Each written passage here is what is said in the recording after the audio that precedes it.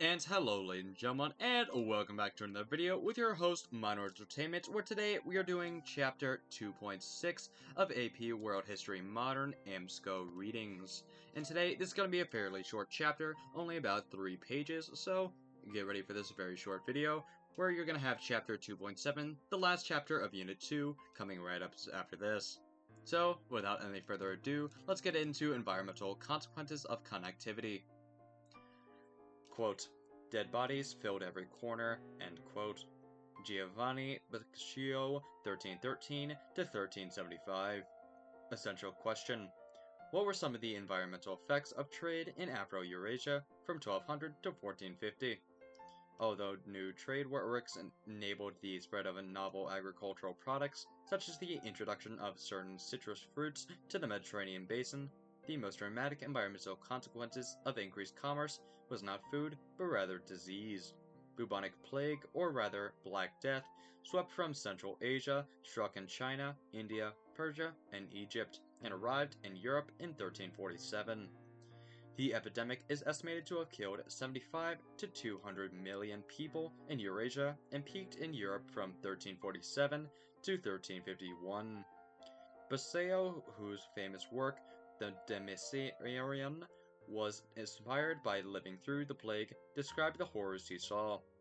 Agricultural effects of exchange networks.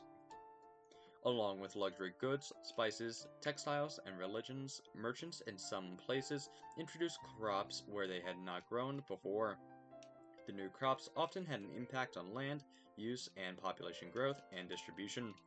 In some areas, people found ways to sustain abundant production. In others, overuse of the land led to environmental degradation. Migration of crops.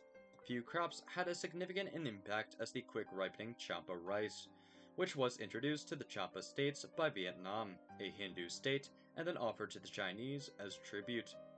Because of the Hindu influence on Champa in present-day central Vietnam, some scholars believe Champa rice may have originated in India. It was drought-resistant, flood-resistant, and capable of yielding 2 crops a year. It was widely distributed in China to meet the needs of the growing population and in turn contributed to the population growth. It also had an impact on land use. Through terraced farming in the uplands and paddies in the lowlands, Champa rice was grown in many parts of China where once land was thought unusable for growing rice. Nonetheless, as the population of China grew, people tended to migrate southward to the original rice-growing region, contributing to the growth of cities. Indonesian seafarers traveling across the Indian Ocean had introduced bananas to sub-Saharan Africa. The nutrition-rich food led to a spike in population. Many Indonesians settled on the island of Madagascar. Bananas allowed the Bantu-speaking peoples see prologue with their metallurgy skills and farming techniques to migrate to places where yams, a traditional food source, did not easily grow. To grow bananas, farmers increased land for cultivation, which enriched diets and led to population growth. As Caliphs conquered lands beyond the Arabian Peninsula, they spread Islam, the Arabic language, and the cultivation of cotton, sugar, and citrus crops. New foods were also available at the market along the trade routes. The markets of Samarkand, for example, introduced new fruits and vegetables, as well as rice and citrus products from Southwest Asia to Europe. Europeans' demand for sugar would become so high that it became a key factor in the massive use of enslaved people in the Americas in the 1500s and after. And as you can see by this image underneath, the source is from the Library of Congress Prints and Photographs Division. With the caption, "This photo was taken in 1911 of a vendor in the Central Asian city of Samarkand. In the valleys of this region, people have long-growing melons, grapes, apples, citrus fruits, pomegranates, apricots, peaches, and other fruits. These products were taken and were then widely distributed by merchants who traveled on the Silk Roads." Now, back to the reading. Environmental degradation. Increases in population put pressure on resources. For example, overgrazing outside of Great Zimbabwe was so severe that people had to abandon the city in the late 1400s. See topic 1.5 or a previous video of mine in a previous playlist. In feudal Europe, Overuse of farmland and deforestation led to soil erosion, reducing agricultural production. The Little Ice Age, 1300 to 1800, also contributed to the decrease in agricultural products. Environmental degradation was a factor in the decline of the Mayans in the Americas as well. Spread of epidemics through network exchange. While scholars in Dar al-Islam in India were developing advances in medical understanding and treatment, no knowledge at the time could have prevented the spread of deadly infectious diseases that accompanied trade. The Mongol conquest helped to transmit the fleas that carried the bubonic plague, termed the Black Death, from southern China to Central Asia, and from there to Southeast Asia and Europe. Some historians believe the Versailles that housed people and animals together may have contributed to the spread of the disease, since the animals likely carried infected fleas. The Black Death had a tremendous impact on Europe, killing 1/3 of the population there in a few years. With fewer workers, agricultural production continued its decline. However, the reduced number of workers led to a new relationship between workers and those they worked for. Each person's labor became more valuable, so workers could demand higher wages. This shift helped lay the groundwork for the economic changes that developed as feudalism declined. The Black Death led to similar loss of life in other areas, including North Africa, China, and Central Asia. About 25 million Chinese and other Asians died between 1332 and 1347. South Asia and Sub-Saharan Africa were spread because there were few trading ports in those regions.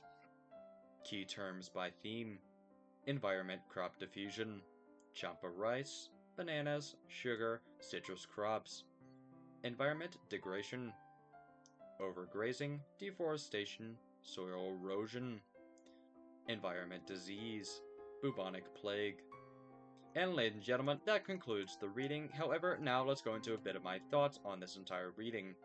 First off, examining the very grim quote by Giovanni, "Dead bodies filled every corner." This is very interesting because of how some diseases have actually been treated throughout the ages, where upon the death of someone that was infected with a certain disease, sometimes they would actually pile up bodies in places.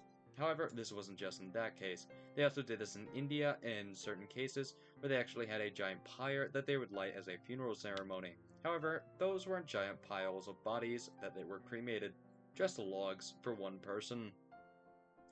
However, though, also going through this, I also found some very other interesting things as well, such as this is one of the earlier versions of migration, where this was an earlier area where migration seems to be a slightly key theme, where the immigration of some peoples actually helped to spread various influences and also helped to increase the diffusion of culture. However, not just that, but also through the immigration of people and merchants, they also enabled the ability to spread crops to other areas to help increase the amount of foods that were able to available to people and also grow populations. Meanwhile, it also was another key factor to recognize sugar, because after all, sugar would become an important thing in this period and the next during the Columbian Exchange. After I'm just saying, with a little bit of background and knowledge and prelude to the next couple units we're going to be reading up to soon, such as Chapter 4, or should I say Unit 4, which we'll be reading soon. Another major theme of Chapter 2 and 1 in the entire period of 1200 to 1450 is the Black Death, because of how much of an effect it had on the population, and also because of how lethal it truly was. But ladies and gentlemen, that concludes my thoughts really on the video, and I hope you enjoyed it. If you liked the video, please hit the like button, and then subscribe. You can always unsubscribe if it becomes an inconvenience, and also remember to hit the notification bell to stay up to date and when I post more content. Also, please do have an amazing night or day. Also, stay safe, stay happy, and remember, ladies and gentlemen, to stay entertained while Chapter 2.7, the final chapter of Unit 2, comes up.